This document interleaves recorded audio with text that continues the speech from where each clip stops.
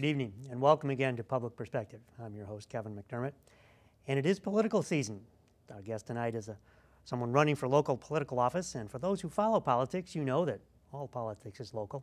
So tonight we'll be talking with a candidate for DuPage County Board, Mehr Qayyum. Mehr, it's a pleasure to have you here. Thank you so much for joining us. Thank you for having me, and thank you for thinking of this topic.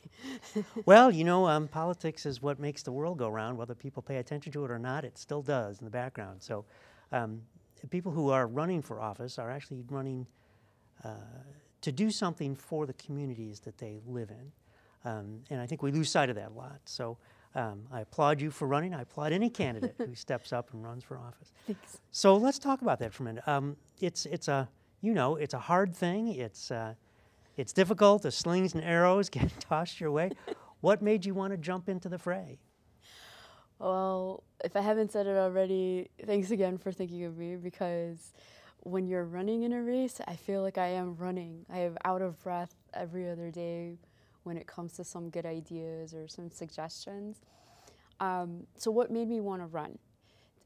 This is actually my second local race. I was asked by my local chair of the Democratic organization I'm a part of in DuPage County, from the township level, which is another level below, asked me if I would give it a go. And I said yes last time, and I said yes again. Because for me, I think what has definitely informed my decision since 2016, I've always wanted to serve, but usually like behind the scenes. Like, I'm pretty good at writing. I used to work for an agency that supported congressional work and committees like international affairs and trade and other types of policy and security areas. I worked for the U.S. Government Accountability Office in D.C. So that was my life, the life I thought I was going to have for a while. And then I came back to Chicago, or the Chicago area, my home suburbs, about 2 years ago. And a lot happened. And all I know is the reasons why I started marching started becoming why I run. So the march accelerated into a run. And the march would be the Women's March? The Women's March, yes. But, you know, among other things, the Women's March has, I think, motivated a lot of other groups to get engaged on issues that are upsetting their community or challenging how their community organizes. So it's not just women's issues. I think women's issues are human issues, or everything that's involved. And I think that's important. I want to stop you there for Sure. a second, because there is, as you know, we live in a very divided society right now, and divided along many lines, one of which is men versus women. Yeah. And so to run as a woman candidate is making a statement of some sort initially anyway, but then to talk about women's issues, how do those in fact become, as you say, human issues? I mean, how do you make that parallel? How do men who vote according to whatever thinking they're engaged in, how do they identify with so-called women's issues and find that they're really their own issues as well? Yeah, I mean, I think it's kind of paradoxical in the sense that, like, for example, when people talk about women's choice, pro-life or pro-choice, wherever one stands on it, I think it fundamentally affects women. It's a women's issue.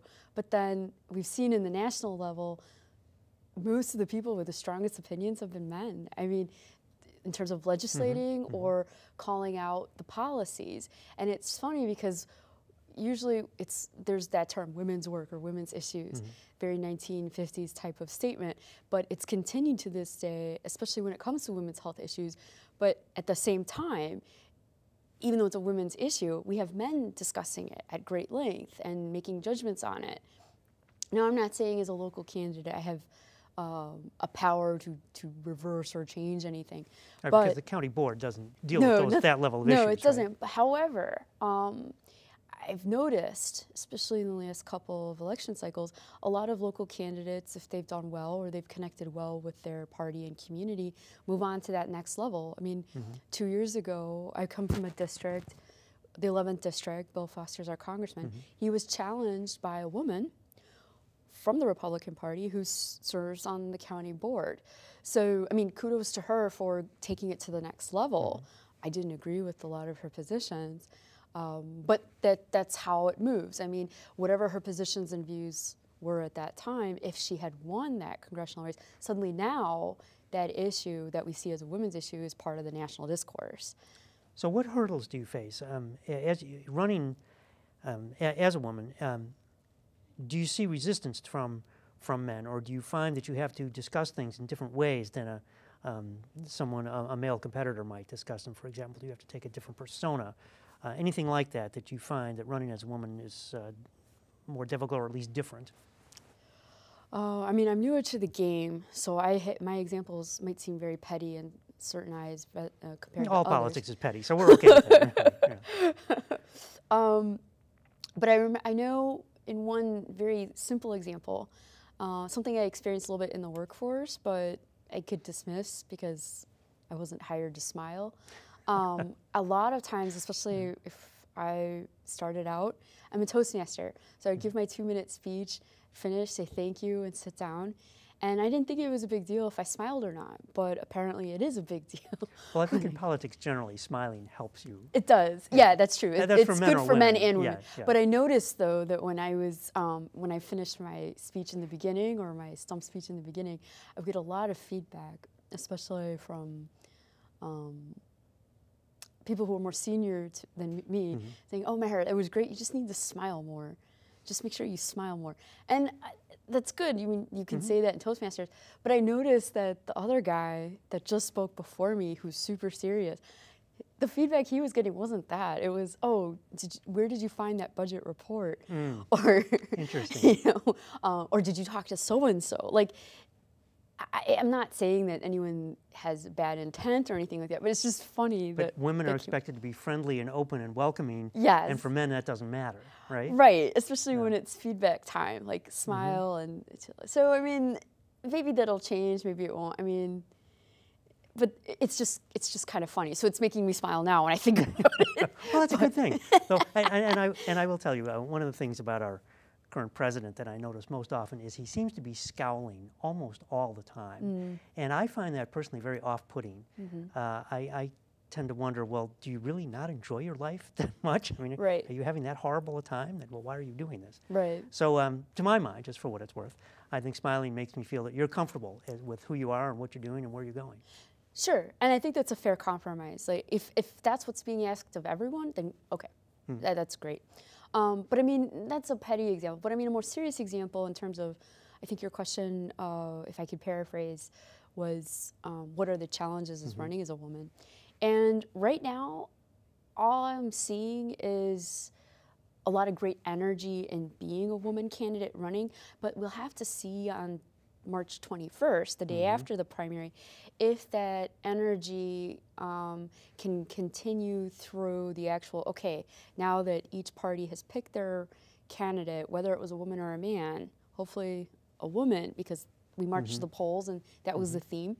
Now, how are we going to move forward as the candidate, not the female candidate, but the candidate for the November general? Because that is what will determine how we'll address those challenges that come up, whether it's, for example, I remember someone who was giving me some really good advice who's run for this particular seat, was very kind in warning me that, when she had run for this seat, the opposition or the other party, would send her horrendous types of mail, like, heckling her, like, would send her information that was, not just PG-13 material, but just to get a rise out of her and get her upset. And you knew that that wasn't happening to her male counterparts in the same party. Sure, they were being heckled, but not in the same way. Not in the same way, and it's actually more offensive. I mean, I could get into more examples, but I think that would just waste your time. But the idea is, I do get the idea. I remember her specifically saying, like, when you run, just be ready for this. But don't sit down and just say, oh, boys will be boys, because that's what some people will say, even if they're rooting for you. Document it, report it to the police. You mean if it's a level of harassment, like criminal harassment? Well, I mean, but what is criminal harassment? I mean, I just went to a seminar yesterday at the Downers Grove downtown area hosted by the League of Women Voters, because they're taking all issues very seriously. I mean, it goes back to this women's issues. It's like, no. The League of Women Voters is looking at a particular issue of sexual violence against women and children. Mm-hmm. So it's both genders, or it affects more than just women. And it was a serious discussion that candidates were encouraged to attend and take notes. And even in that discussion, it was recommended that, like, when something happens, you know, you document it, you report it. I mean, it's not criminality. Like, the threshold can be debatable, but it's when one is feeling uncomfortable, that's when you take a break and try to record what's happening. Try to record what's happening. Make a record. Exactly. If it's necessary later. Exactly. I mean, if someone is, for example, sending pornographic material to your office in your name as a joke, okay, it's not like white collar crime, but it's unacceptable. It's unprofessional. And it can be seen as harassment. In the exactly. Right. Exactly. So, what are some of the generalized issues that male or female, the issues facing DuPage County? What are some of the key elements that you're looking at and things that you feel need to be attended to if you're elected? Sure. One of the key things, whether one is from this side or that side of the aisle, all of us as Illinoisans are concerned with the state budget. But the county doesn't have a whole lot of control over the state No, finances. but the county's role then, especially with certain social services, family services, that shortfall that's not being met at the state level in Springfield, there's an expectation. Back. Yeah, it has to be, there's still a gap, and the county level, we have over 900,000 residents in DuPage County. We're one of the biggest counties in the Midwest. There are bound to be people there that need government require services. Government services, social service. I mean, there was a presentation in the last month's meeting at DuPage County Board in Wheaton.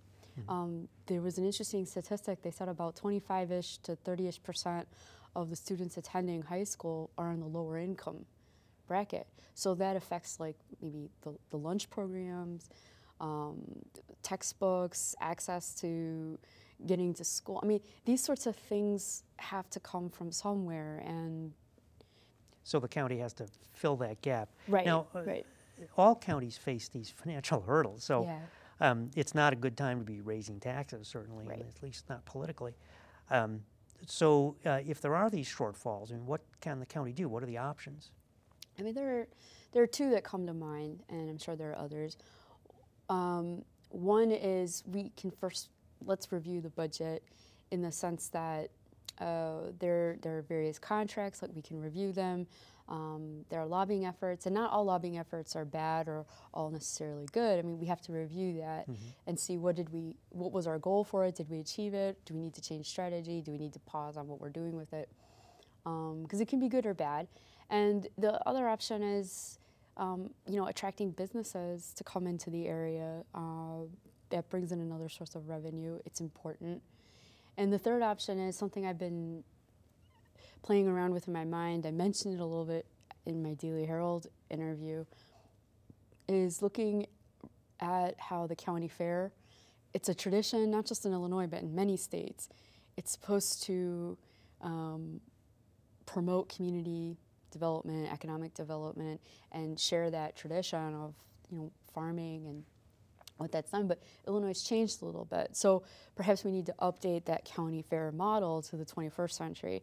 Maybe there's some sub-fairs we can have within the county fair so that it attracts more people.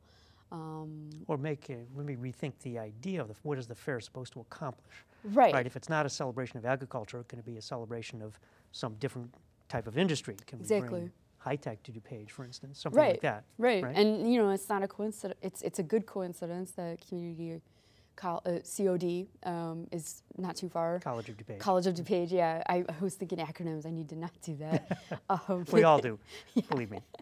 But yeah, its location is prime for a lot of other types of discussions and vocational skills training and just discussion of what can we do. I mean, we have so many young people that are going to college that are going to be entering in the fall. They'll go to COD or they'll go to Urbana or they'll leave the state. And then, as some governor candidates have discussed, hopefully they'll come back. But if they come back, there's got to be employment opportunities for them. But what are those going to be? I don't know if everyone has a plan for that. Well, how can the county board influence that? What kind of policies can the board put in place that might encourage business growth? Right. Well, I mean, one is to go back to what does the county fair, what's its purpose, what can it do, exploring that. I mean, there are ideas that maybe just using that land and converting it into a housing development project, which would address another social issue and economic development issue, which, you know, I think we need to compare options and see what we're gaining and losing in both. But beyond the fair. Beyond fair, what else? I mean, I feel like if we surveyed more groups and talked to them and asked them what they envision as better services in terms of education or training, that sort of thing. I think we have to have a more open discussion about it. There's so many like tech hubs, but I think there are other kinds of hubs that can, you know, be facilitated or nurtured. Are there tech hubs in DuPage that? I mean, I should probably know this, but I don't.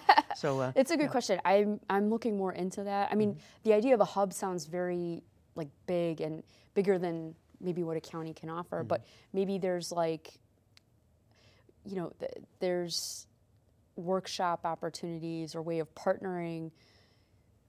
Well, for example, the city of Chicago has created a couple of high-tech centers downtown. Yes. That actually, in my visits to them, they seem like they're pretty well populated, and they, you know, they do draw the kind of energy that people are looking for, not just from entrepreneurs, but from investors as well. Right. Is it possible to do something like that in DuPage? And could the county board, and the county board may have the ability to create those kinds of special, what would they call them, special enterprise zones or something like that? Enterprise zones, yes, that's a possibility. All of these are worth exploring. The other idea is maybe if they had like an off-site from one of those hubs that are in downtown, they had like an off-campus type of site partnered with, I mean, we have Benedictine University in DuPage as well. Maybe they have some idea of, or North Central College as well. I mean, they have academic program, Elmhurst College too, are right here. Yeah, right. I mean, I think getting the university and the college system involved, or at least asking them what do they think, how can they contribute? How can they contribute? I mean, they're the ones offering career counseling to college kids and those getting ready to graduate. I'm sure they're not all set on where they want to go. I mean, at least recognizing the potential partnerships is one way of starting a conversation. Well, it seems reasonable. Let me switch gears for a minute too. As you may know from reading the news, in Cook County, the neighbor county, the big one, there's quite a controversy right now with the assessment of property taxes, which seem to have been skewed in favor of the haves and against the have-nots. Yeah. Has there been any kind of analysis in the DuPage at that level with the DuPage assessment? Do you know if any of those issues exist out there? Has anyone ever looked at it? It's a very good question. It's also complex in DuPage, so I'm not going to pretend to know that. I think even people in assessment don't necessarily know what's going on. Well, I know the discussion. Right. I mean, I'm looking back at the race I participated in last year, where just at the township level, the assessor role was highly contentious. Both candidates were qualified. It's not just a role one can jump into like county board and run for. There has to be certification, and there are requirements that need to be met in order to even run for that. So given that, I know that at smaller town halls, people were upset that their property values had gone down, and they wanted to reassess, and you have to file to find out if you can be reassessed. So with those, why were they upset that if their property's values went down, their tax assessment would go down? Or were they saying the values had dropped, but the assessment had not? To that, possibly, and also it's tied into the issue of, well, how am I going to resell my home? Or was it because of school ratings? I mean, all these things are interconnected. And as a homeowner, I'm sure because they're all interconnected, they want to understand, is there anything they can do to change it? Or is this all just at the whim of the assessor? So that smaller question, I'm sure, has some similarities with what's happening in Cook County. But an actual study that breaks it down, I'd have to look further for that. I don't know of one, just so you know. Yeah, no, that's fine. But I mean, that's a good question. I mean, now county government is a kind of an odd animal. I know certainly in Cook, there is the county board, but there are all these elected officials as well, like the assessor is elected in his own right, Yeah. the county clerk, the clerk of the court, the sheriff, etc. So in DuPage, I'm sure the same kind of structure applies. So how do you envision, if you're sitting on the board, how do you envision working with the various subunits of county government in those separate elected offices? Right. Well, I mean, one way is the county board's pretty organized where they've done one sort of consolidation, but they also have a set of subcommittees, one that looks specifically at transportation, one that looks specifically at economic development, one that looks specifically at safety. So one of the questions I have for myself, especially with the unfortunate kind of static situation we've had with the mass gun shootings, and on the other hand, static meaning the static meaning there's been no change, yet these incidences keep reoccurring. I mean, we have a safety committee, a subcommittee at the DuPage County Board. It would be nice to know what's in their purview. I mean, I'm sure they're coordinating with the sheriff's office and their domain. So what are they doing? What are they working on to address this, to educate, to go back and forth between Springfield, the higher body of government, and versus what's happening here. I know there are villages that have passed ordinances related to gun issues, whether it's the sellers or the concealed carry policies and such. I mean, I think with subunits of government, they all reach out, and that's one that I'm particularly concerned about, in the sense that, well, what's their power? What's their potential?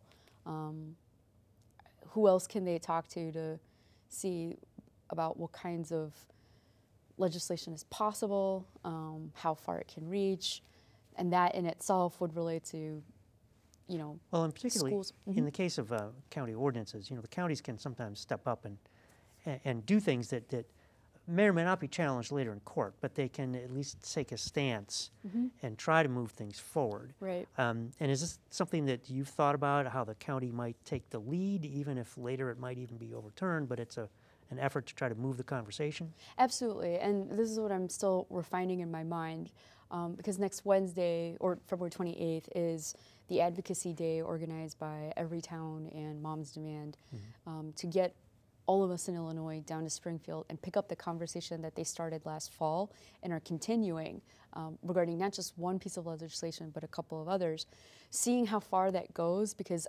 I also am trying to educate myself just on Illinois, where we stand with our policies. Because even if they're okay, as I understand, if our neighboring states have more lax rules, if that transfers over to us, how do we protect ourselves from that? So I'd like to see how the conversation goes next Wednesday, how far we've pushed. Because if we get from A to C, then I know that when we come back here, we can expect, okay, county board, you can go, if they went from A to C, we should be able to get there too. And because we're a smaller body and our lines are more defined, can we get from A to C to maybe D? I mean, I honestly think local government should be the model for the national conversation. I mean, we've seen, like in Highland Park, I think the mayor there passed some ordinances that, fine, it's just for a small area, but it made sense for them. And if it makes sense for them, and it's replicated in other municipalities, then at some point their zone hits their zone hits, and it starts looking more and more similar to each other in terms of the gun sense that works, to the point where it looks silly at some point if Springfield doesn't follow suit what municipalities are doing, because they've already demonstrated that it's worked for us. You can get a consensus and pass what's going on here. That makes sense. So that's a matter of really coming. It's a grassroots concept, like coming from the ground up. Yes. That you show that it works at a local level. Yeah. And then you can take that back to Springfield and say, look, this is right. working. Why can't we spread this around, right? Right. Exactly. I mean, we do in science too. I mean, you have a test. You have look at that. The control can be over here, but if we change one thing and it works, then why not replicate it? So I mean, kind of a radical thought, though. A lot of people don't see it that way. They think, stay out of my business. I'm doing this. Your county looks nothing like my county, or your country looks nothing like my country. Sure. And so we have nothing to learn from the outside world, and we're just going to do it ourselves because we know us. Sure. But this is a different way of approaching that. Right. And to that argument, I would say, fine, it doesn't work for your county, but it worked for us. And we'll talk 5, 10 years from now, see where we're at, and if you like it, there's no harm in you doing, but at least we as a community for our area have decided this is what works for us. And when you come and visit our county and you see that this works for us, I mean, obviously. Well, the same would be true of your research as well, which is you would look at other areas that have done things to see what models work elsewhere. Right. And I mean, yeah, it's not just for gun sense issues. It could be for other things too. I mean, housing, housing, and then as I learned, the opioid crisis is something that's also impacting our county. I mean, I don't know the exact numbers of people in their 20s who are affected by it, but I'm sure it's underreported since it is a private issue and it's not something that people like to advertise. But even in that, I mean, that idea of if it works for this area and they've demonstrated it over time, why can't this area try it out? I mean, I'd like to think that, you know, whether you're Republican or Democratic, Illinois is a pretty moderate state. I mean, I think I've had really good conversations with people who used to be Republican and now they're entertaining being Democratic, because when they meet people and they like ideas, if it works, it works. I feel like that's such a radical concept in today's divided country. I just want to say, I mean, I love it. I think it's the right way. But it's really unusual to hear that kind of thinking and hear that kind of reaction in today's highly divided political environment. But that's actually, I mean, but let me back up. It's not only true, but I mean, that's what makes me feel a little better because, yeah, I'm in DuPage County. It's been traditionally considered red, but I joke with many of my fellow Democratic women that, you know, we're actually purple, not just because when you mix the red and blue you get purple, but I really do think we've had a lot of independents show up at our meetings or want to inquire, or, you know, they have some good ideas, but they just don't want to be pigeonholed. Right? Yeah, it's complicated, and at the same time, they don't want labels. Like they're in a relationship that they don't want labels, and I get it, and I think that allows more conversations to emerge. I mean, just this morning, I had office hours in my local area, a small family business, having coffee, and 2 of the women that showed up today, very nice, very educated. Like I could see, you know, talking to them in another area and not knowing exactly what their political affiliation used to be until they told me. And they said, oh yeah, you know, you use the term soft Republican or soft R's, Mehr. It's like, yeah, I do, because I think there are some people who maybe they were Republican at a time when it made sense for them, but what I pitched to her was, well, listen, fiscally conservative, I can see that. I think we should be responsible to some extent, but I think we should also be socially responsible, and I think the two can actually inform each other. So if that makes me a Democrat today, I'm pro-social responsibility, and I think if that lets you come over and as an independent and talk to us as me being the Democratic, that's fine too. Like, and now, pro-social responsibility. Explain that for a minute. What does that mean? Sure. Well, I think kind of what we were discussing earlier. Like, I think women's issues are actually human issues. Like, but is it that the government has a responsibility to provide some level of service?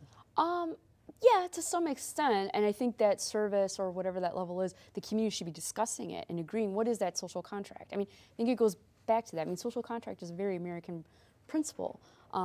Maybe we've kind of not brought that in, but I know high school students have been checking us. Yeah, I mean, if we pay taxes, then we should know what our taxes are doing, and if we agree in this community. And on that note, we pay taxes, we should know what our taxes are doing. We're out of time. Oh. So it's a great way to sum up, though. Thank you. So, Mehr, thank you so much for being here. It's been a pleasure to talk to you, and I wish you the best of luck in the primary on March 20th. Thank you. Thank you very much. And thank you for joining us once again on Public Perspective. I'm your host, Kevin McDermott. You can find us every Saturday night at 8 on Comcast Channel 19 and see us on the web at publicperspective.tv. So, till next time, thank you and good night.